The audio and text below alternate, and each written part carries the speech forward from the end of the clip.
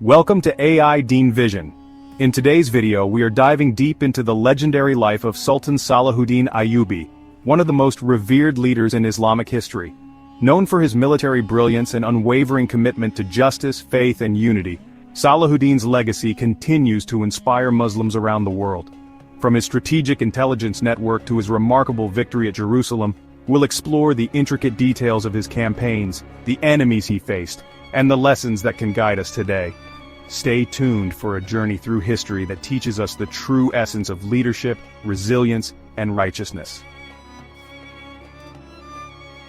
The First Crusade was launched by Pope Urban II in 1095 in response to the Byzantine Emperor Alexios I Komnenos' request for military aid against the Seljuk Turks.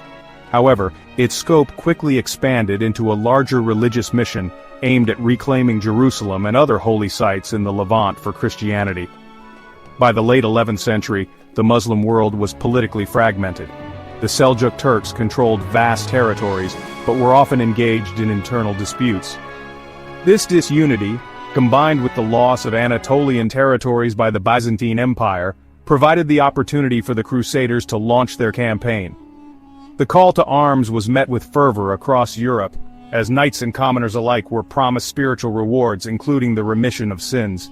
What began as a religious endeavor soon became a brutal and bloody conquest. The People's Crusade. Before the main Crusader armies arrived, unorganized bands of peasants led by Peter the Hermit attempted to reach the Holy Land. They were largely annihilated by the Seljuks in Asia Minor. Siege of Antioch from 1097 to 1098.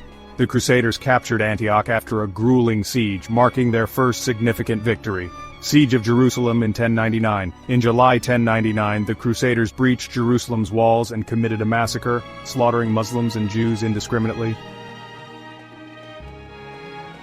The First Crusade established the Kingdom of Jerusalem and other Crusader states, including the Principality of Antioch, the County of Edessa, and the County of Tripoli. These territories would remain constant flashpoints in the coming centuries. The Second Crusade was launched in response to the fall of the County of Edessa to the Zengid ruler Imad ad-Din Zengi in 1144. This marked the first major loss for the Crusader states, shattering the illusion of invincibility that had followed the First Crusade. The Second Crusade was led by European monarchs, including King Louis VII of France and Emperor Conrad III of Germany. However, a lack of coordination and strategic vision doomed the campaign from the start. Campaign in Anatolia. The German forces suffered heavy losses due to poor planning and ambushes by the Seljuks, forcing them to retreat. Siege of Damascus in 1148. The Crusaders targeted Damascus, a Muslim ally of the Crusader states, instead of attacking Aleppo or Edessa. The siege was a disaster, ending in humiliation for the Crusaders. The Second Crusade was a failure, further emboldening Muslim leaders like Nur ad-Din, who consolidated power in Syria. This set the stage for the rise of Salahuddin Ayyubi, who would later become Nur ad-Din's protege. Sultan Salahuddin Ayyubi, widely known as Saladin in the West, is an unparalleled figure in medieval history. Born in 1137 in Tikrit, a modest city nestled along the Tigris River in modern-day Iraq, Salahuddin rose from humble beginnings to become one of the most iconic leaders of the Islamic world. Revered not just by Muslims but respected by his adversaries in Christendom, his name has become synonymous with chivalry, justice, and leadership. Salahuddin's remarkable life was dedicated to the ideals of unity, morality, and a steadfast commitment to defending the Muslim world against the onslaught of the Crusaders. The historical context of Salahuddin's era was marked by great upheaval. The Crusades, a series of religious wars waged by European Christians, posed a formidable threat to Islamic territories. The fall of Jerusalem to the Crusaders in 1099 had left an indelible mark on the collective psyche of the Muslim Ummah. The region was fractured, its rulers embroiled in internal conflicts, making it vulnerable to external aggression. It was in this turbulent environment that Salahuddin emerged as a unifying force, rallying the fragmented Muslim territories under the banner of Islam. Salahuddin's name is most often associated with the liberation of Jerusalem in 1187, an event that stands as a milestone in Islamic history. His victory at the Battle of Hattin, which paved the way for the reconquest of the Holy City, is celebrated not only as a military triumph, but also as a testament to his tactical brilliance and unwavering resolve. Beyond the battlefield, however, Salahuddin was renowned for his magnanimity. Even his enemies marveled at his sense of justice and mercy. Accounts from both Islamic and Christian chroniclers highlight his chivalrous conduct, particularly his humane treatment of prisoners of war and his efforts to minimize the suffering of civilians. Salahuddin was more than just a military commander, he was a statesman and visionary. As the founder of the Ayyubid dynasty, he laid the foundations for a unified Islamic state, fostering stability and prosperity in the regions under his rule. His governance was characterized by reforms that promoted education, science, and the welfare of his people. Under his leadership, the Muslim world regained not just its territories but also its dignity and self-respect. Salahuddin's legacy transcends time and geography. For Muslims, he remains a symbol of resistance and unity. For historians, he is an embodiment of ethical leadership. And for the world at large, he serves as a reminder that even in the darkest times it is possible to uphold the values of justice, compassion, and humanity. Salahuddin Yusuf ibn Ayyub, known to history as Salahuddin Ayyubi, was born into a Kurdish family of noble lineage. His father, Najm ad-Din Ayyub, and uncle Shirkuh were military leaders under the Zengid ruler Imad ad-Din Zengi. From an early age, Salahuddin was exposed to the ideals of discipline, loyalty, and a deep sense of religious devotion that would later define his character. Tikrit, his birthplace, held little significance in the grander scheme of history, yet it served as the first chapter in Salahuddin's extraordinary life. His family relocated to Mosul when Salahuddin was a young boy, where his father entered the service of Zengi. It was here that Salahuddin received his foundational education, studying the Quran, Islamic jurisprudence, and Arabic literature under prominent scholars. His upbringing instilled in him a strong moral compass and a commitment to the principles of justice and humility. As a young man, Salahuddin joined the military campaigns of his uncle Shirkuh, who served under Nur ad-Din, the son and successor of Imad ad-Din Zengi. These early experiences on the battlefield honed Salahuddin's strategic acumen and gave him invaluable insight into the complexities of warfare. His participation in the campaign to reclaim Egypt from the Fatimid Caliphate marked a turning point in his life. When Shirkuh passed away in 1169, Salahuddin was appointed as the Vizier of Egypt, a position that would serve as a stepping stone to his eventual rise as Sultan.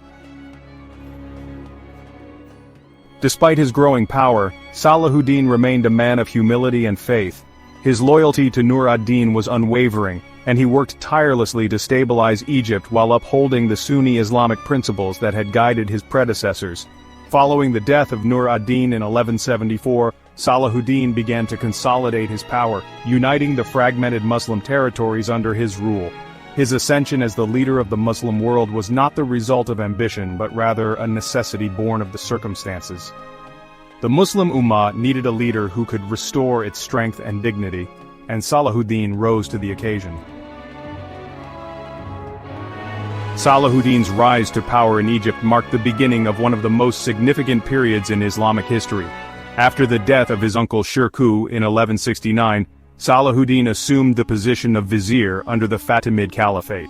Despite the sectarian divide between the Sunni Abbasids and the Shia Fatimids, Salahuddin carefully navigated this complex political landscape, earning respect from both factions. One of his first major achievements as vizier was the restoration of Sunni Islam in Egypt. Under his administration, the Fatimid Caliphate was peacefully dissolved in 1171, and Egypt was aligned with the Abbasid Caliphate in Baghdad. Salahuddin's approach was marked by pragmatism and restraint. Unlike many leaders of his time, he avoided unnecessary bloodshed, earning the admiration of the Egyptian populace. As the founder of the Ayyubid dynasty, Salahuddin implemented sweeping reforms in governance, agriculture, and commerce. He revitalized Egypt's economy by promoting trade and reforming tax policies to reduce the burden on the common people. Salahuddin also prioritized the development of infrastructure, including the construction of schools, mosques and hospitals. His administration encouraged scholarly pursuits, turning Cairo into a center of learning and culture. In addition to his domestic reforms, Salahuddin used Egypt as a strategic base for unifying the Muslim world. Recognizing the fractured state of the Islamic territories, he focused on consolidating power and forging alliances. By 1174, Salahuddin had extended his influence over Syria, Yemen, and parts of North Africa, creating a formidable coalition against the Crusaders. Salahuddin was tasked by his mentor, Nur ad-Din Zengi, to intervene in Egypt, a region under the control of the Shia Fatimid Caliphate. Egypt was both strategically and economically vital to the Muslim world. At the time, the Fatimids were losing power due to internal corruption and external threats from the Crusaders. Nur ad-Din sent an expedition led by Salahuddin's uncle Shirkuh to reclaim Egypt. Salahuddin accompanied Shirkuh, initially as a subordinate commander. Battle of al-Babain, 1167. Salahuddin and Shirkuh faced the combined forces of the Fatimid Vizier Shawar and the Crusaders, led by Amalric I of Jerusalem. The battle was a fierce encounter in which Salahuddin demonstrated his growing military skill. Consolidation of power, 1169. Following Shirkuh's death, Salahuddin was appointed Vizier of Egypt. Though initially serving as a Sunni leader under the Fatimid Caliph, Salahuddin worked to dismantle the Fatimid Caliphate. In 1171, he formally abolished the Fatimid rule, restoring Sunni orthodoxy. Salahuddin's conquest of Egypt was pivotal. It not only ended Fatimid control, but also provided the resources and strategic position needed for his later campaigns against the Crusaders. Egypt became the foundation of the Ayyubid dynasty. In 1177, Salahuddin launched a major campaign to strike at the Crusader states. His objective was to invade the Kingdom of Jerusalem and solidify his dominance. However, this campaign ended in an unexpected defeat.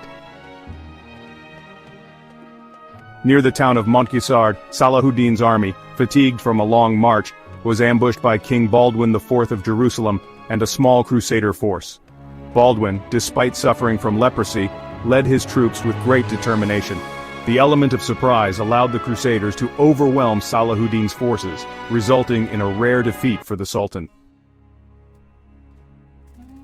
Though the defeat at Montgisard was a setback, it taught Salahuddin the importance of preparation and avoiding overconfidence in his campaigns. He quickly rebuilt his forces and turned his focus on unifying Muslim territories further. Thank you for joining us on this remarkable journey through the early life and legacy of Sultan Salahuddin Ayyubi. From the challenges of the Crusades to his rise as a unifying leader, we've explored how his wisdom, humility, and military brilliance shaped history.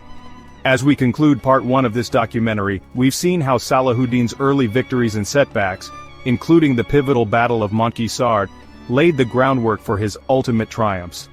But this is just the beginning of the story. Stay tuned for part 2, where we'll dive into Salahuddin's legendary campaigns, beginning with the monumental Battle of Hattin, the liberation of Jerusalem, and his enduring legacy as a symbol of justice, courage, and unity. At AI Dean Vision, we are dedicated to bringing you inspirational stories from history that resonate with the challenges of today. Let's continue to learn from the past to inspire our future. Don't forget to like, share, and subscribe to AI Dean Vision for more thought-provoking content. Until next time, stay inspired, stay united, and stay strong. Inshallah, see you next time. Allah Hafiz. The Battle of Hattin marked a turning point in history, a day when the tides shifted decisively in favor of the Muslim world. In this episode of our documentary series on Sultan Salahuddin Ayyubi, we dive into the events that led to his resounding victory at Hattin and the momentous liberation of Jerusalem. From the parched plains near the Horns of Hattin to the triumphant banners raised over the holy city, Salahuddin's brilliance as a strategist and his unwavering faith reshaped the course of history. What drove this legendary figure to unite a divided Muslim world? How did he outwit the combined might of the Crusader forces, and what lessons does his leadership hold for us today? Join us as we recount the story of a battle that broke the Crusaders' resolve and the triumphant liberation of Jerusalem, where mercy and justice defined the legacy of one of history's greatest leaders. Chapter 2. The Battle of Hattin, 1187. Prelude. The Battle of Hattin was the culmination of years of tension between the Crusader states and Salahuddin. By 1187, Salahuddin had unified most of Syria, Egypt, and parts of Iraq under his rule. The Crusaders, on the other hand, were divided internally, with factions such as the Knights Templar and the Knights Hospitaller vying for power. The battle. On July 4, 1187, near the horns of Hattin, Salahuddin faced the combined Crusader armies led by Guy of Lusignan, the king of Jerusalem. Using brilliant tactics, Salahuddin lured the Crusaders into the arid plains, where they suffered from extreme heat and thirst. Encirclement. Salahuddin's forces surrounded the Crusaders, cutting off their access to water at Lake Tiberias. Exhaustion. The Crusaders, weakened by dehydration and fatigue, were unable to resist Salahuddin's relentless assaults. Decisive victory. The Crusader army was annihilated, and Guy of Lusignan was captured. The True Cross, a sacred relic carried by the Crusaders, was also seized. Outcome. The victory at Hattin paved the way for Salahuddin's reconquest of Jerusalem. It marked the beginning of the end for the Crusader states and is regarded as one of the most significant battles in Islamic history. Chapter 3. The Victory of Jerusalem, 1187. The capture of Jerusalem by Sultan Salahuddin Ayyubi in 1187 stands as one of the most significant and celebrated events in Islamic history. This monumental achievement came after decades of Crusader control over the Holy City, which had been taken during the First Crusade in 1099. Salahuddin's victory was not only a military triumph but also a demonstration of his strategic brilliance, leadership, and moral character. Background and build-up to the siege. The Crusaders' occupation of Jerusalem had been a painful memory for the Muslim world since 1099. The massacre that followed the Crusaders' conquest left deep scars on the Islamic Ummah. Salahuddin, deeply committed to the cause of Islam, viewed the liberation of Jerusalem not only as a political objective but as a sacred duty. After his decisive victory at the Battle of Hattin, where he destroyed the Crusader army and captured King Guy of Lusignan, the path to Jerusalem lay open. Salahuddin wasted no time and began preparations to take back the city. The Muslim army was in high spirits, emboldened by their victory at Hattin, and united under Salahuddin's banner. Jerusalem was defended by a small force of Crusaders under the leadership of Balian of Ibelin, a nobleman who had returned to the city after being pardoned by Salahuddin.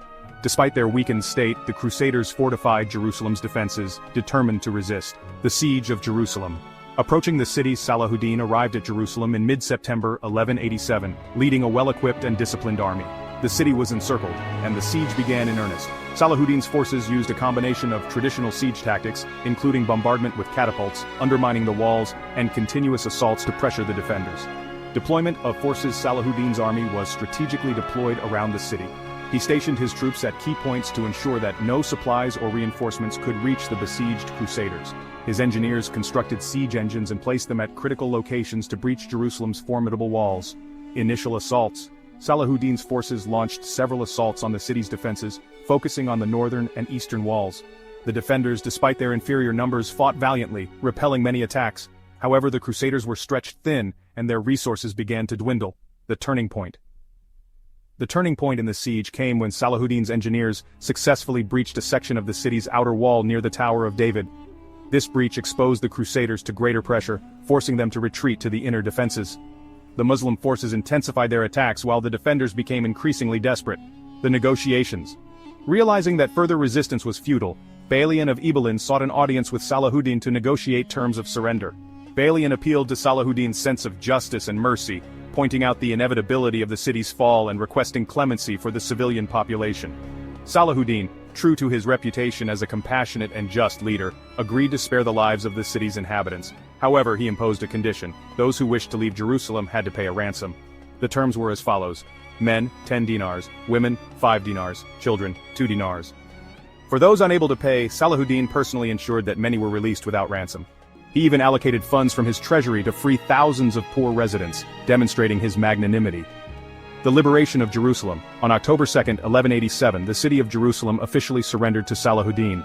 This date coincided with the anniversary of the Prophet Muhammad's night journey, Isra wal Miraj, adding profound religious significance to the event. Salahuddin's humane conduct. One of the most remarkable aspects of the liberation of Jerusalem was Salahuddin's conduct. Unlike the Crusaders in 1099, who had massacred tens of thousands of Muslims and Jews upon taking the city, Salahuddin ensured that the reconquest was marked by mercy and restraint. Protection of holy sites. Salahuddin ordered the restoration of the Al-Aqsa Mosque and the Dome of the Rock, which had been desecrated during the Crusaders' occupation. Christian symbols were removed and the mosques were purified for Islamic worship. Freedom of worship. Christians were allowed to leave the city peacefully or remain under Muslim rule, practicing their religion freely. This act of tolerance earned Salahuddin widespread admiration, even among his enemies. Symbolic acts of unity. Salahuddin's liberation of Jerusalem was a unifying moment for the Muslim world. He invited scholars, religious leaders, and the general populace to celebrate the city's return to Islamic rule. The event served as a powerful symbol of the revival of Islamic power and the restoration of dignity to the Muslim Ummah. Impact of the victory, religious and cultural significance. The reconquest of Jerusalem was a monumental achievement that resonated deeply within the Islamic world. Salahuddin's victory was seen as a divine blessing and a fulfillment of the Muslim Ummah's prayers. It reinforced the importance of unity and faith in the face of adversity. Reaction in Christendom. The fall of Jerusalem shocked Europe and led to the launch of the Third Crusade, 1189-1192. Christian leaders, including Richard the Lionheart, Philip II of France, and Frederick Barbarossa, mobilized massive armies to retake the city. Despite their efforts, Jerusalem remained under Muslim control, a testament to Salahuddin's resilience and strategic acumen. Legacy of the victory. Salahuddin's conquest of Jerusalem cemented his status as one of history's greatest leaders. His combination of military brilliance, moral integrity, and compassion left an indelible mark on both the Islamic and Western worlds. For the Muslim Ummah, the liberation of Jerusalem became a source of inspiration, reminding future generations of the power of unity and faith. For the Crusaders, Salahuddin's conduct during the siege set a benchmark for chivalry and honorable warfare. This victory was not the end of Salahuddin's struggles. He continued to face challenges from the Crusaders during the Third Crusade and other battles. However, the liberation of Jerusalem remains the crowning achievement of his remarkable life, encapsulating his ideals of justice, mercy, and unwavering commitment to the cause of Islam. Chapter 4. Governance, Ethics, and Leadership of Sultan Salahuddin Ayyubi. Sultan Salahuddin Ayyubi's leadership extended far beyond the battlefield. As a ruler and founder of the Ayyubid dynasty, he demonstrated extraordinary governance skills, focusing on justice, unity, and the welfare of his people. His ethical approach to leadership and his emphasis on Islamic values set him apart as one of history's most respected rulers. This section explores Salahuddin's governance, ethical principles, and his lasting influence on the regions under his control. Consolidation of the Ayyubid dynasty. Following his ascent to power, Salahuddin focused on uniting the fragmented Muslim territories under a single banner. The Muslim world of the 12th century was deeply divided, with various dynasties vying for power. Salahuddin's ability to consolidate these territories into a cohesive and stable state was a remarkable achievement. Administrative reforms. Salahuddin reorganized the administrative structure of the regions under his rule to ensure efficiency and fairness. Key reforms included taxation. He implemented a fair taxation system, ensuring that the burden was not disproportionately placed on the lower classes. The revenue collected was used for public welfare, including the construction of schools, hospitals, and mosques. Military administration. Salahuddin strengthened the military by creating a disciplined and loyal army. He ensured that soldiers were well-trained, well-equipped, and motivated by a sense of duty, rather than personal gain, unifying the Muslim world. One of Salahuddin's greatest achievements was the unification of Egypt, Syria, and parts of Iraq under the Ayyubid dynasty. This unity was critical in resisting the Crusaders and restoring strength to the Muslim world. Salahuddin worked tirelessly to mediate disputes among rival factions, emphasizing the importance of solidarity in the face of external threats. Ethical leadership and Islamic values. Salahuddin's governance was deeply rooted in Islamic principles. He viewed himself not merely as a ruler but as a servant of Allah, responsible for ensuring justice and the well-being of his subjects. Justice and fairness. Salahuddin was renowned for his sense of justice.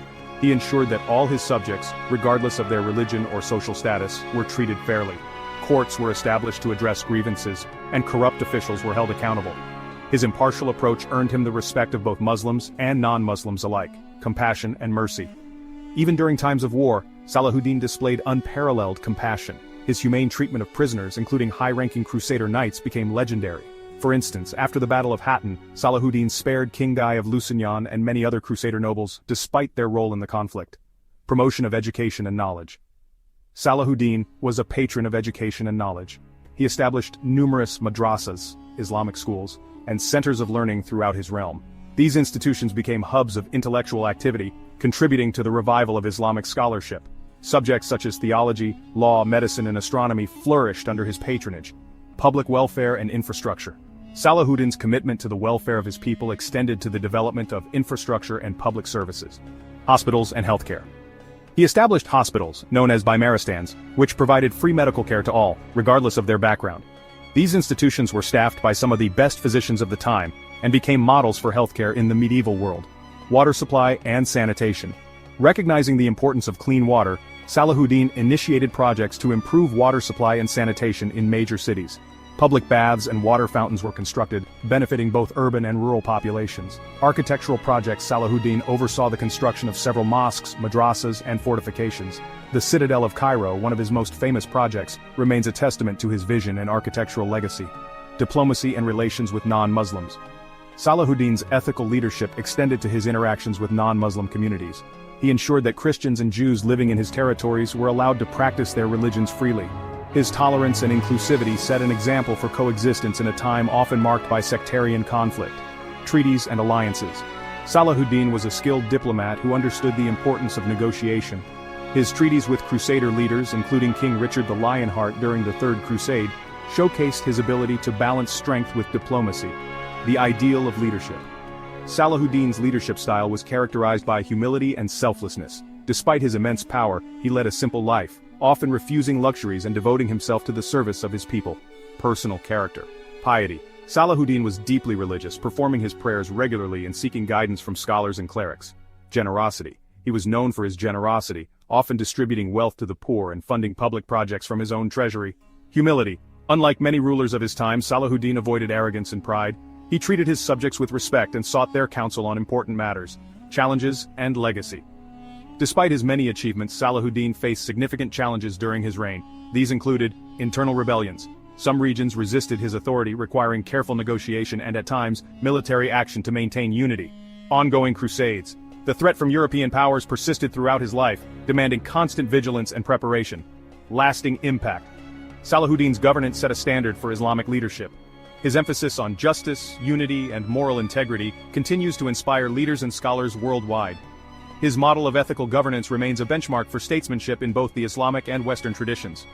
Salahuddin Ayyubi's rule was a golden era for the regions under his control. His ability to combine military strength with compassionate leadership ensured the prosperity and stability of his realm.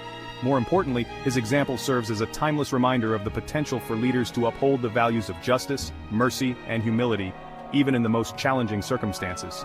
The liberation of Jerusalem in 1187 was not just a military victory, it was a testament to Salahuddin's wisdom, compassion, and unshakable devotion to his cause. His conduct during and after the siege set a standard of leadership that resonates even in our times. The events we have shared today reveal not just the brilliance of a conqueror, but the heart of a true servant of his faith and his people. The story of Salahuddin Ayyubi is not merely a chapter of the past, but a timeless inspiration for unity, justice, and mercy. In the next part of this series, we will explore Salahuddin's continued struggles during the Third Crusade, and his legendary interactions with King Richard the Lionheart, a tale of respect between adversaries and the challenges of sustaining an empire. Don't forget to like, share, and subscribe to AI Dean Vision for more captivating stories from the pages of history. Until next time, stay inspired, stay united, and let the legacy of great leaders guide us forward. Allah Hafiz. Welcome to the concluding chapter of our journey through the life of Sultan Salahuddin Ayyubi. In this part we explore the most intense and defining moments of his reign during the Third Crusade, a conflict that not only tested his military prowess, but also his ability to navigate diplomacy, resilience, and internal challenges, from the legendary confrontations with Richard the Lionheart to the betrayal and covert threats from within. This is the story of a leader who stood steadfast against all odds. The Third Crusade and its impact. The Third Crusade, 1189-1192, was one of the most significant chapters in the life of Sultan Salahuddin Ayyubi, known as the King's Crusade. It saw the involvement of three prominent European monarchs: King Richard I of England, Richard the Lionheart, King Philip II of France, and Emperor Frederick I Barbarossa of the Holy Roman Empire. This crusade was a direct response to Salahuddin's stunning victory at the Battle of Hattin in 1187 and his subsequent recapture of Jerusalem, which had shaken Christendom to its core. The Third Crusade was not merely a military contest, it was a prolonged and complex engagement that tested the leadership, diplomacy, and endurance of both Salahuddin and his adversaries. Preparations for the crusade. After reclaiming Jerusalem, Salahuddin anticipated that European powers would mount a massive campaign to retake the city. He immediately began fortifying his territories, reinforcing key cities like Acre, Jaffa, and Ascalon, and mobilizing his forces for the inevitable confrontation, strengthening Jerusalem's defenses. Although Salahuddin had captured Jerusalem, he understood that its strategic position made it a prime target. He improved its fortifications, stockpiled supplies, and stationed a large garrison to defend the city. Call for jihad. Salahuddin called upon the Muslim world to support the jihad against the Crusaders. His appeals resonated across the Islamic lands, and reinforcements began arriving from as far as Yemen and Persia. On the Crusader side, Pope Gregory VIII issued a papal bull, rallying Christendom to reclaim Jerusalem. This led to the mobilization of some of the most powerful European armies of the time, the arrival of the Crusaders. The Third Crusade officially began in 1189, but it faced numerous delays. Emperor Frederick Barbarossa drowned en route, leading to the disbandment of a large portion of his army. King Philip II of France and King Richard I arrived in the Holy Land in 1191, landing at Acre, which had been under Muslim control since 1187. The Siege of Acre, 1189-1191. The Siege of Acre was one of the longest and bloodiest battles of the Third Crusade. It began with Crusader forces encircling the city, hoping to wrest it from Salahuddin's control. Salahuddin's countermeasures. Salahuddin personally oversaw the defense of Acre, sending reinforcements and supplies to the besieged city. Despite his efforts, the Crusaders, with their superior naval support, managed to breach the city's defenses. Fall of Acre. In July 1191, after nearly 2 years of fighting, Acre fell to the Crusaders. This was a significant blow to Salahuddin, as Acre was a vital port city and a key strategic asset. The fall of Acre marked the first major victory for the Crusaders and set the stage for a series of confrontations between Richard the Lionheart and Salahuddin. The campaign of Richard the Lionheart emerged as Salahuddin's principal adversary. Known for his courage and military prowess, Richard led the Crusader forces in a series of engagements that tested Salahuddin's resolve and strategic brilliance. The Battle of Arsuf, 1191. The Battle of Arsuf, fought on September 7, 1191, was a critical clash between Salahuddin's forces and Richard's Crusader army. Salahuddin's strategy. Salahuddin employed a tactic of constant harassment, using his cavalry to launch hit-and-run attacks on the Crusader columns.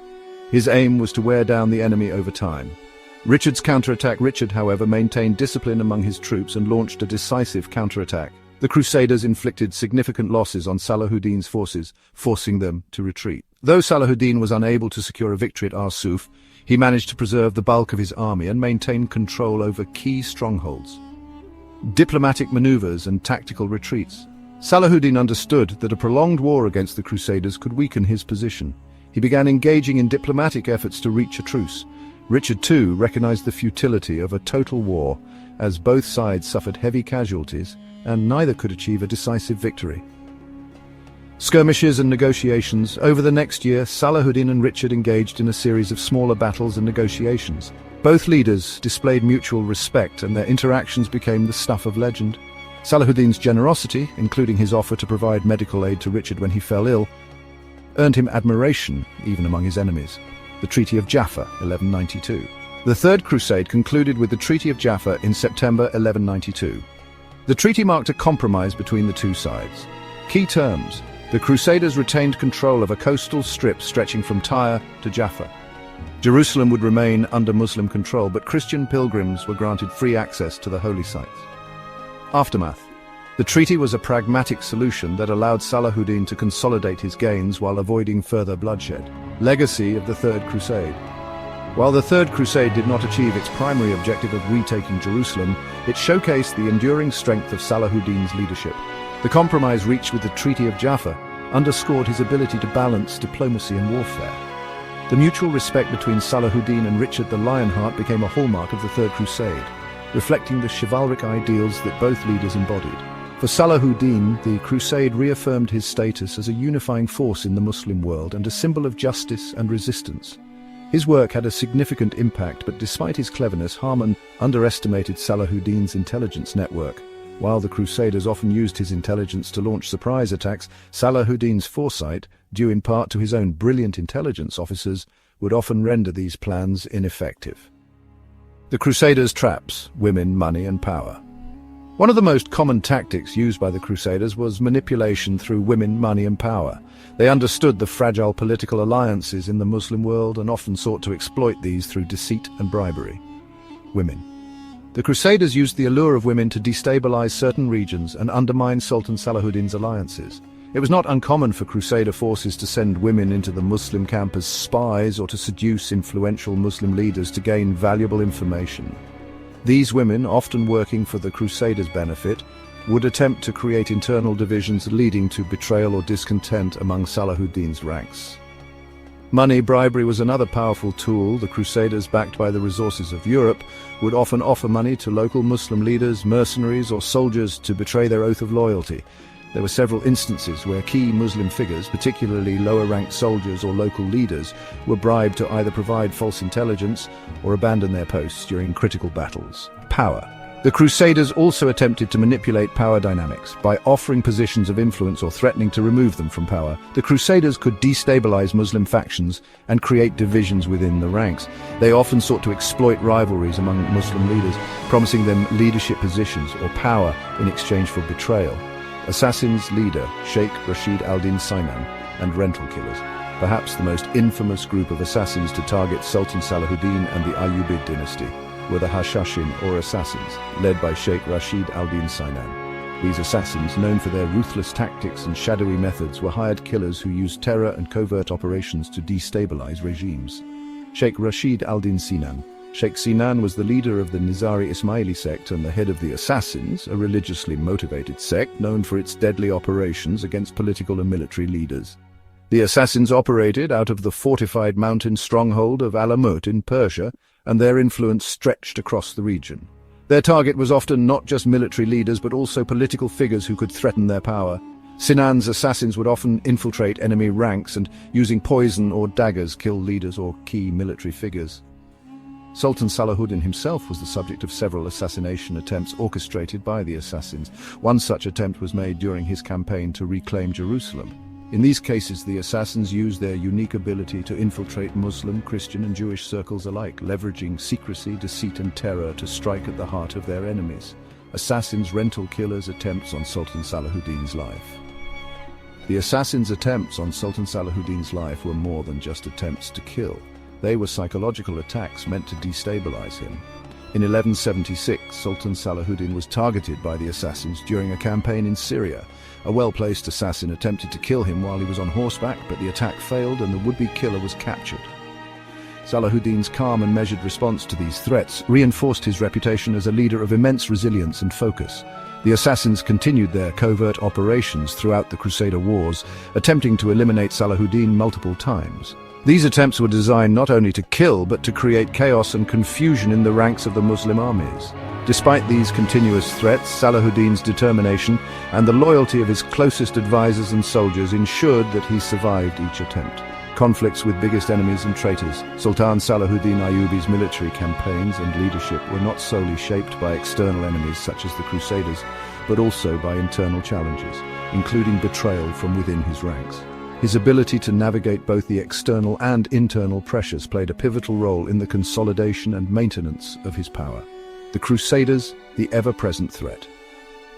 The Crusaders remained Salahuddin's primary adversaries throughout his reign, especially after the loss of Jerusalem in 1099 to the European Christian forces. By the time Salahuddin rose to power, the Crusaders had established strongholds along the eastern Mediterranean, most notably the Kingdom of Jerusalem, Antioch, Tripoli, and Edessa.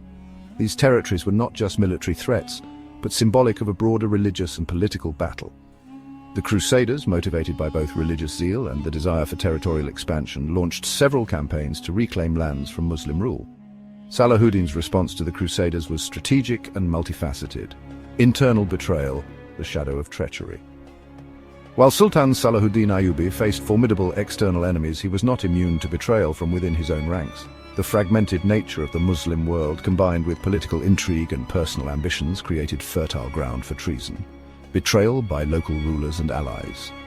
Salahuddin's rise to power was aided by alliances with various local rulers across the Levant.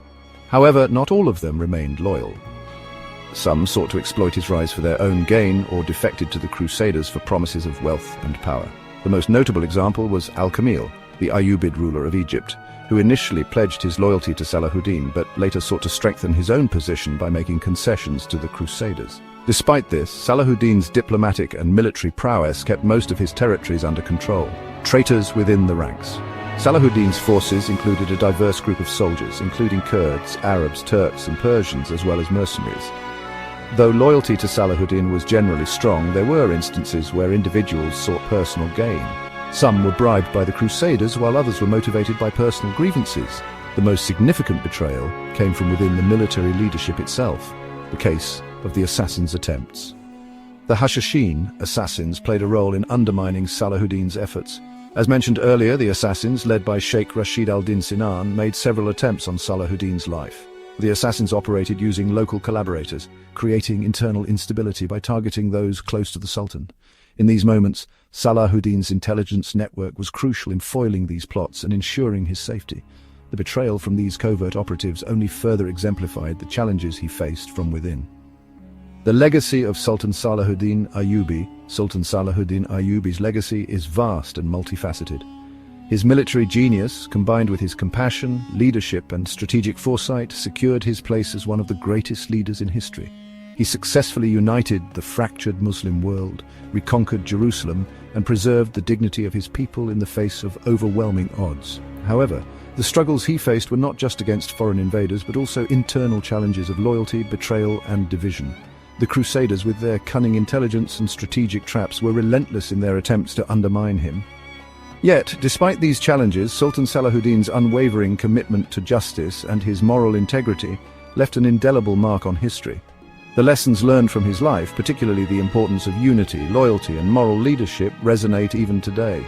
His ability to reconcile his military might with compassion, his steadfastness in the face of betrayal, and his enduring respect for his enemies make him a towering figure, not only in Islamic history but in world history. The Third Crusade and its aftermath highlighted Sultan Salahuddin Ayyubi's unparalleled legacy as a leader of justice, courage, and wisdom. While the Crusaders sought to destabilize the Muslim world through traps, diplomacy, and relentless military campaigns, Salahuddin's strategic brilliance, moral integrity, and ability to unite a fractured region stood out. The Treaty of Jaffa not only symbolized the triumph of diplomacy over destruction, but also marked the respect he commanded from his greatest adversaries. Despite facing immense challenges, from betrayal within his own ranks to assassination attempts by covert operatives, Salahuddin's character remained unwavering. His ability to rise above enmity, showing compassion even to his foes, solidified his status as a revered figure in history. His life serves as an enduring reminder of the power of unity, resilience, and ethical leadership. Thank you for joining us on this remarkable journey through the life of Sultan Salahuddin Ayyubi. Don't forget to like, share, and subscribe to AI Deen Vision for more enlightening historical narratives. Together, let's continue exploring the timeless legacies of extraordinary figures who shaped the world. Sultan Salahuddin Ayyubi's unparalleled victories in the Crusades were a testament not only to his military genius, but also to the strength of his intelligence network, which operated as the unseen force behind his success. At the core of this network were two remarkable individuals: Director of Intelligence Ali bin Sufyan and Deputy of Intelligence Hassan bin Abdullah, whose contributions in intelligence gathering and counter-espionage defined the strategic advantage Salahuddin enjoyed over his enemies. Meanwhile, the Crusaders, led by figures like German director Harman, relied heavily on psychological warfare and deceptive tactics to undermine the Sultan's efforts. This part of the documentary explores the critical role played by intelligence in shaping the battles, the traps set by the Crusaders, and the resilience of Salahuddin's forces in the face of propaganda and betrayal. Ali bin Sufyan and Hassan bin Abdullah. The intelligence network Sultan Salahuddin Ayyubi's remarkable success in the Crusades was not solely based on his military skills or his ability to command large armies. It was also heavily reliant on the strategic and precise use of intelligence. During his reign, the intelligence network he established became a crucial asset in protecting his territories and undermining his enemies. Two of the most pivotal figures within this intelligence apparatus were Ali bin Sufyan and Hassan bin Abdullah. Both played distinct yet complementary roles in ensuring the Sultan's military and political dominance across the region, especially in his long-standing battles with the Crusaders. Ali bin Sufyan, the mastermind behind the spy network. Ali bin Sufyan was one of Sultan Salahuddin's most trusted advisors and military commanders. However, his role in the Sultan's success was not merely as a field general, but as the head of the intelligence network that proved indispensable in the fight against the Crusaders. Ali bin Sufyan, the mastermind behind the spy network. Ali bin Sufyan was one of Sultan Salahuddin's most trusted advisors and military commanders. However, his role in the Sultan's success was not merely as a field general, but as the head of the intelligence network that proved indispensable in the fight against the Crusaders. Ali bin Sufyan's intelligence operations were far-reaching, covering vast regions across the Levant and into Crusader-controlled territories. His main responsibility was the gathering of critical intelligence on Crusader movements, fortifications, and strategic objectives. He played an essential role in shaping Salahuddin's military strategy, providing crucial details that allowed the Sultan to anticipate enemy actions and craft counter-strategies. Ali bin Sufyan's methods included the use of spies, double agents, and informants. His agents infiltrated Crusader ranks, posing as lowly traders, farmers, or even pilgrims, which allowed them to gather crucial information on the Crusaders' plans and troop movements. Ali was especially skilled in intercepting communications, often managing to decrypt letters sent by Crusader commanders, or even planting false intelligence to confuse and mislead the enemy. One of the most successful operations under Ali's leadership was the Battle of Hattin in 1187. The intelligence provided by his agents in the Crusader camp was vital for Salahuddin's strategy. Thanks to these insights, Salahuddin was able to lead his forces to surround and decimate the Crusader army, capturing most of the leadership, including King Guy of Lusignan.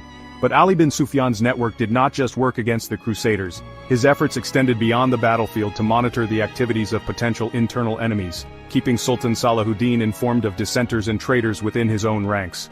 This was particularly crucial in a time when political alliances were fluid, and betrayal could come from within, just as easily as from the outside.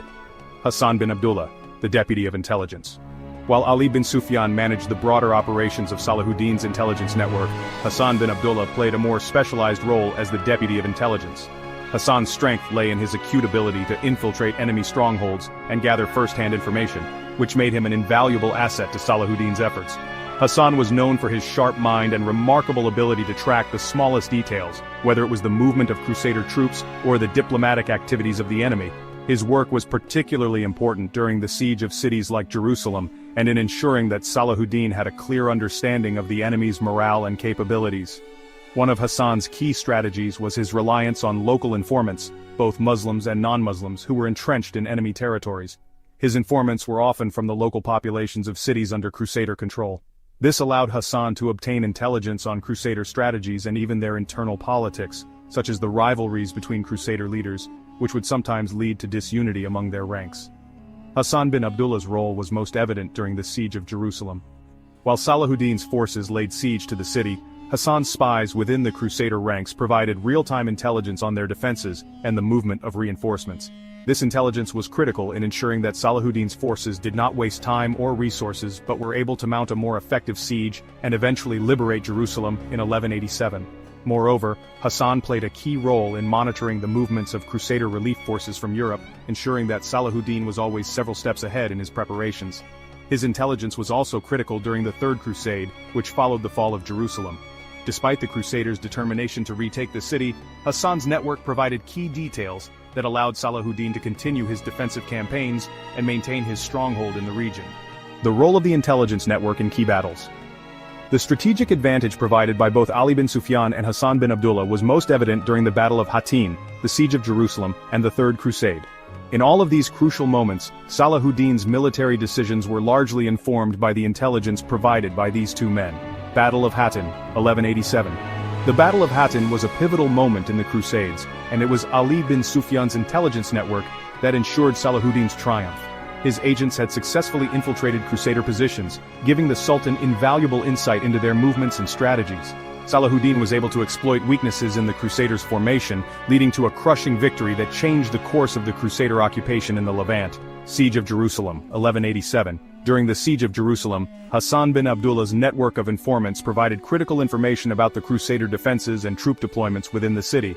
This allowed Salahuddin to plan a siege strategy that was both efficient and effective, ultimately leading to the peaceful surrender of Jerusalem and the successful re-establishment of Muslim rule in the city. Third Crusade, 1192. The Third Crusade, launched after the fall of Jerusalem, saw a coalition of European kings led by Richard the Lionheart and Philip II Augustus. Despite the superior numbers and resources of the Crusaders, Salahuddin's intelligence network kept him informed of their movements and tactics. This allowed Salahuddin to remain on the defensive, ultimately securing a favorable Treaty of Jaffa in 1192, which ensured that Jerusalem remained under Muslim control. The impact of their work. Ali bin Sufyan and Hassan bin Abdullah's intelligence work went far beyond the battlefield. It played a crucial role in ensuring that Salahuddin was always well prepared for any military engagement, allowing him to make informed decisions and react swiftly to changing circumstances. Their work also contributed significantly to the psychological warfare that Salahuddin employed during his campaigns. The Crusaders, often unsure of the reliability of their own intelligence, found themselves vulnerable to misinformation and surprise attacks. Meanwhile, Salahuddin's ability to maintain secrecy and ensure that his own plans were kept under wraps allowed him to maintain the initiative and gain the upper hand in numerous situations. The unity of the Muslim forces, which had been fragmented in the years leading up to Salahuddin's rise, was partly due to the effective use of intelligence in preventing internal betrayals and strengthening political alliances. By ensuring that his forces were well informed and united, Salahuddin was able to focus his efforts on defeating the Crusaders and securing the lands of the Levant. Legacy of Ali bin Sufyan and Hassan bin Abdullah. The work of Ali bin Sufyan and Hassan bin Abdullah helped solidify Sultan Salahuddin's reputation as a wise and effective ruler. Their success in intelligence gathering allowed him to achieve military victories that seemed impossible given the odds. Today, their legacy serves as a reminder of the importance of strategic intelligence in warfare and governance. Their network also provides valuable lessons in trust and loyalty, qualities that were paramount in their relationship with Sultan Salahuddin. In a world of shifting allegiances, they remained steadfast in their commitment to his cause, playing a crucial role in ensuring the success of his reign. German director Harman and the Crusaders' traps. Sultan Salahuddin Ayyubi's reign was marked by continuous conflict with the Crusaders, and one of the most notable figures among the Crusaders was German director Harman. Harman's role as a strategic mastermind and the head of Crusader intelligence made him one of the most dangerous adversaries to Sultan Salahuddin and his forces.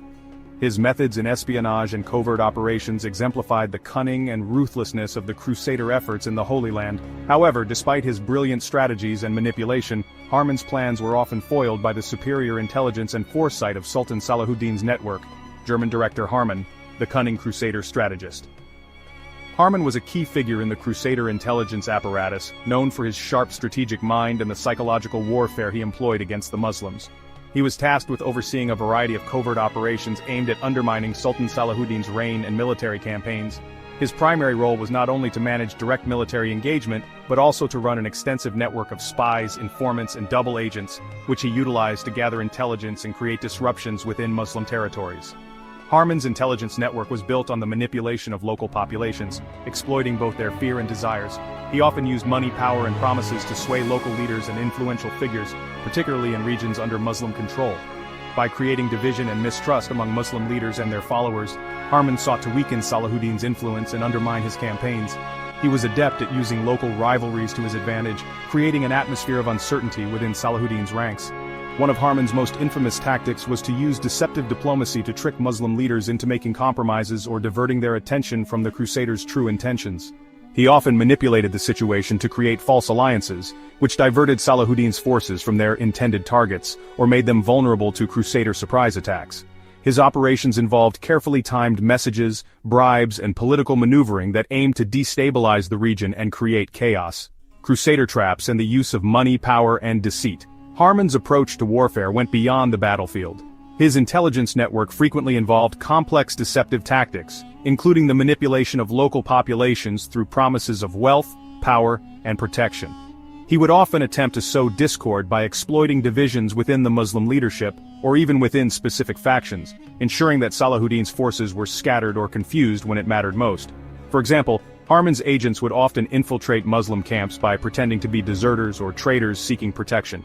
They would then provide misleading information to create confusion or even manipulate key figures to betray their own people. In one instance, Harman arranged for a local Muslim leader to be bribed into leading Salahuddin's forces into a trap. However, the failure of this plan was a testament to the effectiveness of Sultan Salahuddin's own intelligence network, which was able to detect the subterfuge and prevent it from succeeding. The Crusaders were also notorious for their attempts to use girls, money, and power as tools for entrapment. Harman was reported to have orchestrated several schemes in which he sent young women, often disguised as local women, to seduce Muslim soldiers or leaders.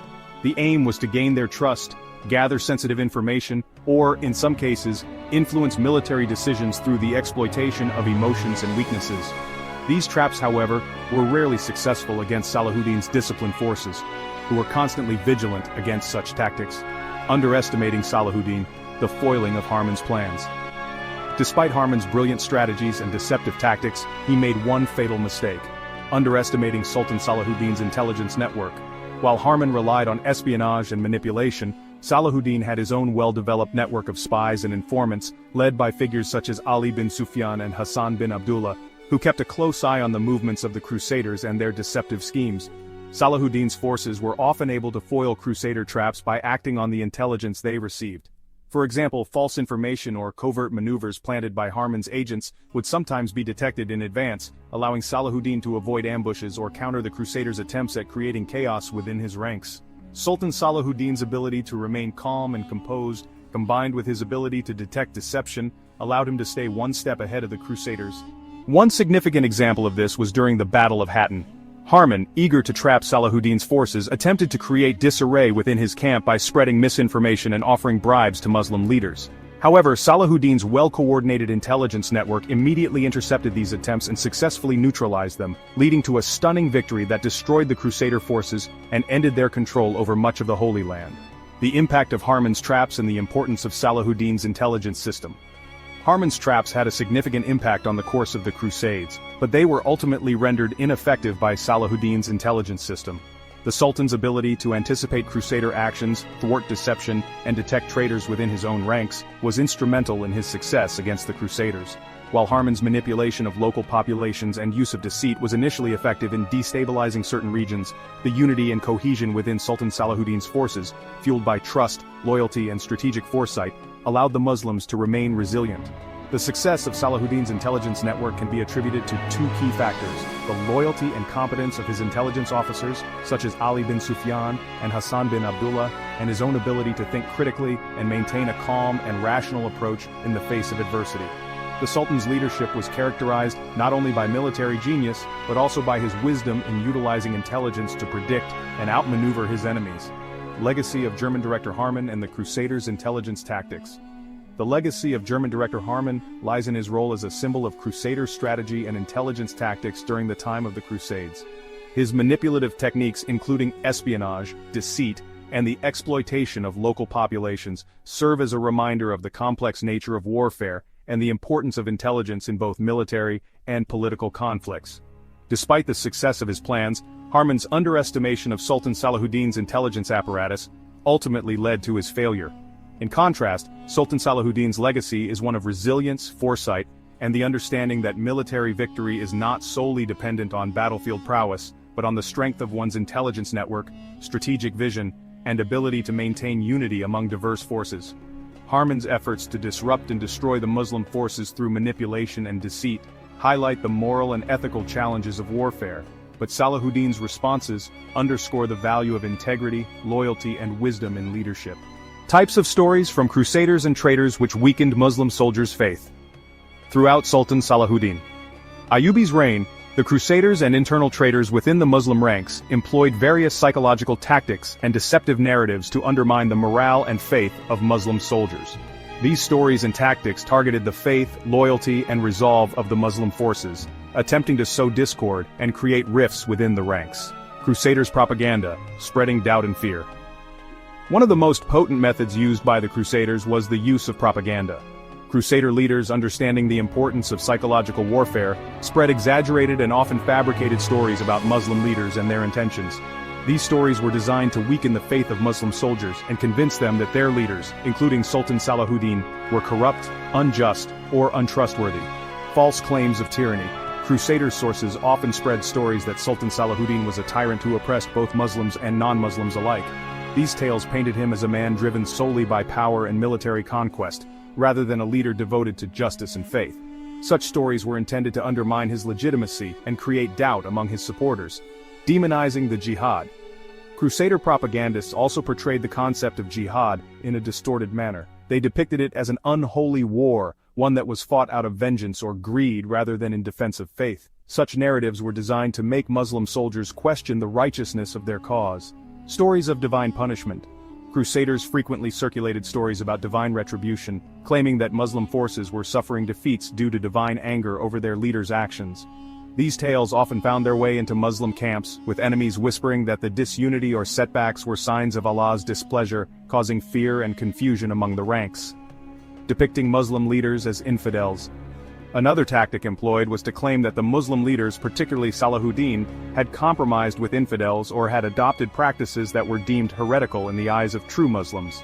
These accusations were meant to shake the faith of soldiers who believed in the purity of their cause. Internal traitors, divisions and corruption from within.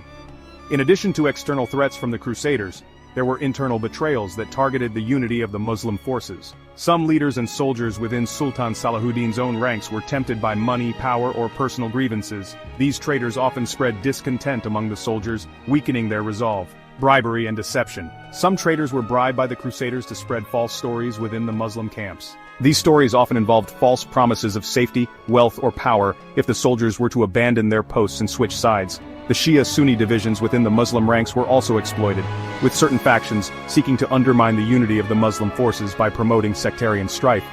False allegations of corruption. Traitors within the ranks would often spread stories about the corruption or exploitation by the leadership, particularly Salahuddin himself. These rumors painted him as a leader who cared only for his own glory rather than the welfare of his soldiers, thus shaking their trust in him and his vision. Fear of reprisal.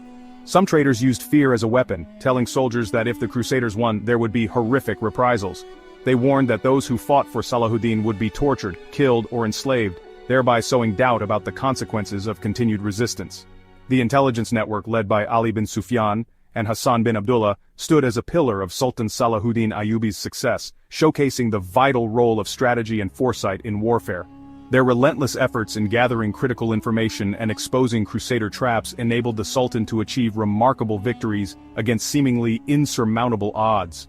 On the other hand, figures like German director Harman highlight the cunning yet ultimately flawed attempts of the Crusaders to destabilize Salahuddin's reign through manipulation and deceit. The Battle of Intelligence was not only a clash of minds but a testament to the values of loyalty, unity, and wisdom that defined Salahuddin's leadership. As this part concludes, the enduring legacy of Salahuddin's intelligence network serves as an inspiration, emphasizing the importance of preparation, trust, and moral integrity in overcoming the challenges posed by internal betrayal and external foes. In the final chapter of our journey through the life of Sultan Salahuddin Ayyubi, we explore his enduring legacy, the challenges of his final years, and the profound lessons he left for the world. From his unshakable resilience to his unwavering faith in justice, Sultan Salahuddin's life offers timeless guidance for Muslims today. How did this humble yet powerful leader navigate his declining health, secure historic victories, and leave a legacy that still inspires millions? Stay tuned to uncover the lessons from his final days and the message he left for future generations. Don't forget to like, share, and subscribe to AI Deen Vision for more inspiring stories and insights. Hit the bell icon to never miss an update. Allah Hafiz, and see you in last episode. Sultan Salahuddin Ayyubi. Even centuries after his passing, the name echoes with power and reverence. His legacy is not just a tale of conquests and battles, but a story of a man who embodied the virtues of his faith and the spirit of his time. He is a monumental figure in Islamic history, revered not just for his military prowess but also for his unwavering faith, his profound sense of justice, and his compassionate leadership. His ability to unite people from different backgrounds and beliefs under a common cause is a testament to his exceptional leadership. Salahuddin's life, particularly his later years, offers profound lessons for Muslims and non-Muslims alike. His dedication to education, his respect for scholars, and his efforts to promote knowledge and understanding were as significant as his military campaigns. These lessons resonate deeply in our complex world. In an era where division and conflict often dominate, Salahuddin's example of unity and cooperation is more relevant than ever. His unwavering commitment to unity, justice, and mercy provides a timeless blueprint for leadership and ethical living. His actions in both war and peace were guided by a deep sense of morality and a desire to do what was right. Salahuddin's story is not just confined to the history books, it is a living legacy that continues to inspire and guide people around the world. His principles of fairness, humility, and respect for others are universal values that transcend time and place. His legacy speaks to the very core of human values: integrity, resilience, and compassion. These are the qualities that define true greatness and leave a lasting impact on the world. He rose from relatively humble beginnings to become a powerful sultan, yet he never let power corrupt his character. His humility and dedication to serving his people remained steadfast throughout his life.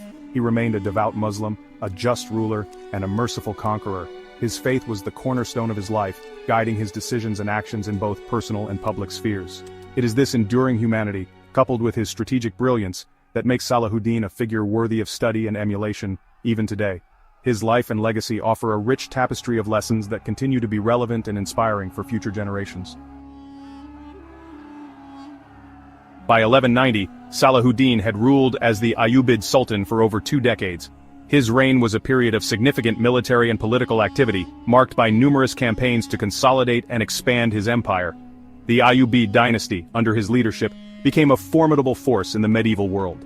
His reign was marked by constant campaigns and the immense pressure of holding together a vast and diverse empire.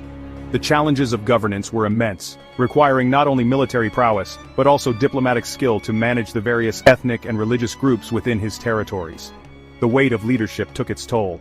The relentless demands of ruling such a vast empire began to wear on Salahuddin. The physical and mental strain of his responsibilities was evident, as he often appeared weary and burdened by the immense tasks before him. Salahuddin, once a figure of immense strength and vitality, began to experience a decline in health.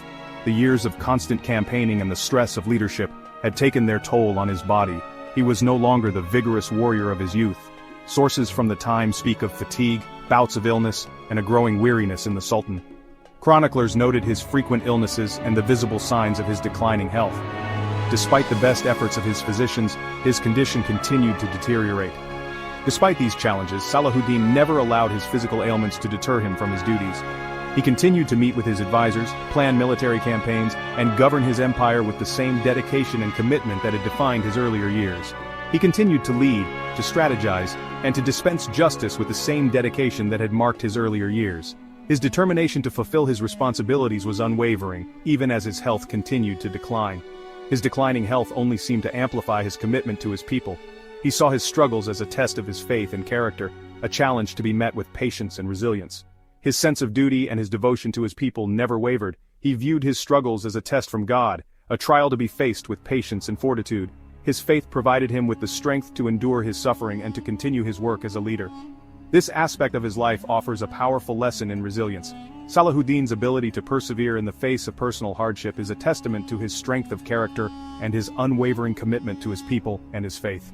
Even when faced with personal hardship, Salahuddin never lost sight of his responsibilities as a leader and a servant of God. His life and legacy continue to inspire, reminding us of the power of resilience and dedication in the face of adversity. Maintaining a vast empire like the Ayyubids was a constant struggle. Different factions, often with competing interests, vied for power and influence. Salahuddin, with his keen political acumen, had always managed to maintain a semblance of unity. He understood that a divided house could not stand, especially against external threats. However, the Sultan's declining health in his final years coincided with a resurgence of internal tensions. Ambitious rivals within the Ayyubid family saw an opportunity in the Sultan's weakening state. Whispers of dissent began to circulate.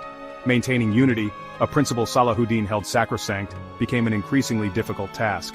He relied heavily on diplomacy, strategic alliances, and his own hard-earned respect to navigate these treacherous political waters. On March 4, 1193, after a reign of over 27 years, Sultan Salahuddin Ayyubi breathed his last. His passing marked the end of an era, a period characterized by his relentless pursuit of unity and justice. Salahuddin, known for his chivalry and strategic acumen, had become a beacon of hope for many in the Muslim world. His leadership was not just about military conquests, but also about fostering a sense of community and shared purpose among diverse groups. His death, while not unexpected given his declining health, sent shockwaves throughout the Muslim world. The news of his demise spread quickly, and the collective grief was palpable. People from all walks of life, from the common folk to the nobility, felt the weight of this monumental loss. Salahuddin had been more than a ruler. He was a symbol of resilience and hope. The man who had liberated Jerusalem, a city of immense religious significance, had left an indelible mark on history. His conquest of Jerusalem was not just a military victory, but a moment of profound cultural and spiritual importance. It was a testament to his vision and determination, who had united the Muslim armies, bringing together factions that had long been at odds. His ability to forge alliances and inspire loyalty was unparalleled. Under his command, disparate groups found common cause and rallied together, achieving feats that seemed impossible. And who had come to symbolize Islamic resurgence was no longer amongst them. His presence had been a unifying force, and his absence left a void that was keenly felt. Salahuddin's legacy was one of revival and renewal, a beacon for future generations. Salahuddin's passing led to the inevitable fragmentation of his empire. The unity he had painstakingly built began to unravel. The vast territories he had controlled started to break away, each region seeking its own path. The dream of a unified Muslim world seemed to fade with his death. Despite his best efforts to ensure a smooth transition, including meticulous planning and discussions with his advisors, the reality proved to be far more challenging. The political landscape was fraught with complexities, and the seeds of discord were already sown. His successors were unable to maintain the unity he had so painstakingly forged. Internal strife and power struggles emerged, as various factions vied for control. The cohesive vision that Salahuddin had championed began to disintegrate under the weight of competing ambitions. Within a few decades, the once mighty Ayyubid Empire had splintered into smaller, often warring factions. The dream of a unified empire gave way to a reality of fragmented states, each with its own agenda. The legacy of Salahuddin's empire was marred by these conflicts. This turn of events served as a stark reminder of the fragility of power and the transient nature of political achievements. The once great empire, now in decline, highlighted the challenges of sustaining unity in the face of diverse interests and ambitions, and the importance of Salahuddin's message of unity. His life and leadership underscored the critical need for cohesion and collective purpose. The lessons he imparted remained relevant, serving as a guiding light for future generations. It underlined the enduring relevance of his life and the lessons he embodied. Salahuddin's legacy was not just in his conquests, but in the ideals he championed. His story continues to inspire, reminding us of the power of unity and the enduring impact of visionary leadership. Sultan Salahuddin passed away on March 4, 1193, leaving behind a legacy that would inspire generations. The empire he built, though weakened by his death, continued to influence the course of history for centuries to come. His death left the Muslim world in a state of uncertainty, as his successors struggled to maintain the unity and stability that Salahuddin had achieved. Lesson for today's Muslims: the life of Sultan Salahuddin Ayyubi is a monumental chapter in the history of Islam, and his legacy offers timeless lessons that continue to resonate deeply with Muslims today. His reign was defined by his unwavering commitment to justice, unity, faith, and leadership in the face of adversity. As Muslims around the world face contemporary challenges, be they political, social, or spiritual, Salahuddin's life and character provide profound guidance on how to navigate these difficulties with integrity, wisdom, and resilience. The power of unity, strength and togetherness. One of the most important lessons from Sultan Salahuddin's life is the importance of unity. His ability to unite the fractured Muslim world during a period of intense division allowed him to overcome external threats and internal strife. The unity of Muslim territories under Salahuddin was key to the military victories during the Crusades, particularly the Battle of Hattin and the subsequent liberation of Jerusalem. The contemporary Muslim world, often marked by political fragmentation and sectarian divides, can learn from Salahuddin's efforts to unite people of various backgrounds, ethnicities, and sects. Whether it is in local communities, political movements, or international relations, unity is a crucial element for success. Muslims should focus on shared values and common goals, working together despite differences to build stronger, more cohesive societies. Unity in faith, transcending sectarianism, should remain the primary goal. Leadership with integrity, leading by example. Sultan Salahuddin Ayyubi was not only a strategic military leader but also a man of integrity. His leadership style was deeply rooted in his moral values and his commitment to Islamic principles. Unlike many rulers of his time, he did not govern through oppression or fear. Instead, he governed with justice, mercy, and a profound sense of responsibility toward his people. Even in war, he showed compassion to those who surrendered, earning him respect from both Muslims and Christians. Leadership in any capacity, whether political, social, or personal, must be guided by integrity. Modern leaders, especially in Muslim-majority countries, should prioritize justice and fairness, demonstrating that leadership is not about power or domination, but about serving others. The values of mercy, honesty, and humility should remain central to leadership today. Transparency and accountability in governance are essential to foster trust and progress. Resilience in the face of adversity, patience and determination. Salahuddin's life was marked by constant challenges, whether in the form of military campaigns, political instability, or personal trials. Yet he remained resilient and steadfast in his mission. Even after suffering personal losses or military setbacks, he did not give in to despair. His ability to rise above adversities with unwavering faith and determination was a hallmark of his character. The challenges facing the Muslim world today, whether political, economic, or social, are significant, but they are not insurmountable. Muslims should take inspiration from Salahuddin's ability to remain resilient and optimistic, even in the face of great adversity. The quality of perseverance in the face of hardship is crucial for Muslims today. patience, both at the personal level and in society, is necessary to overcome obstacles. The belief that Allah's help is near and that victory comes with perseverance can inspire Muslims to remain focused on long-term goals, despite short-term challenges. Strategic thinking and wisdom. The importance of knowledge and planning. Sultan Salahuddin was not just a courageous warrior but also a master strategist. He understood the importance of knowledge, intelligence, and planning in military and political campaigns. His success was largely due to his ability to anticipate his enemy's moves and prepare meticulously for battles. Salahuddin placed great emphasis on gathering intelligence, which gave him the upper hand in several critical engagements, including the Battle of Hattin and the Siege of Jerusalem. Strategic thinking is vital in every area of life, from personal development to political or economic matters. Today's Muslims should invest in education, knowledge, and critical thinking to navigate the complexities of the modern world. Salahuddin's emphasis on planning and foresight serves as a reminder that success is rarely achieved without thoughtful preparation. Intelligence gathering and research are just as important in the digital age as they were in Salahuddin's time. Muslims should aim to be both tactically astute and pragmatically strategic in all their endeavors, be it in business, activism, or personal development. Compassion and mercy. Leading with heart. Despite his role as a fierce warrior, Sultan Salahuddin was known for his compassion and mercy. His ability to show kindness to those who opposed him, whether through prisoner exchange, safe passage, or fair treatment, was remarkable. After recapturing Jerusalem, Salahuddin allowed the Crusaders to leave the city without bloodshed, offering them safe conduct despite their previous atrocities. His respect for human dignity, regardless of religion, earned him a reputation that transcended his era. In a world that is increasingly polarized, the ability to show compassion, empathy, and mercy is crucial. Muslims should not lose sight of the humanity in others, even in moments of conflict. Whether interacting with people of different faiths or ideologies, the principles of tolerance, mercy, and understanding should guide Muslim conduct. A Muslim's character should reflect the teachings of Islam, where peace and compassion are valued more than confrontation. Righteousness in conflict, upholding justice. Even in war, Salahuddin's military campaigns were always conducted with the highest ethical standards. Even in the brutal and violent context of war, he upheld the values of righteousness. He ensured the safety of non-combatants, protected the wounded on both sides, and provided for the poor and needy, regardless of their religion. His integrity in war stands as an example of how Muslims should navigate conflict, always upholding justice and ethics, no matter the circumstance. Muslims today must strive to maintain a sense of justice in all their actions, particularly when they are in positions of power or authority. In times of conflict, it is essential to maintain ethical conduct and to never compromise on morality, whether in war or in peacetime. Upholding justice in all situations, no matter how difficult, is a reflection of true Muslim character. Faith in action, embodying the values of Islam. Sultan Salahuddin's commitment to Islamic principles was evident in every aspect of his life.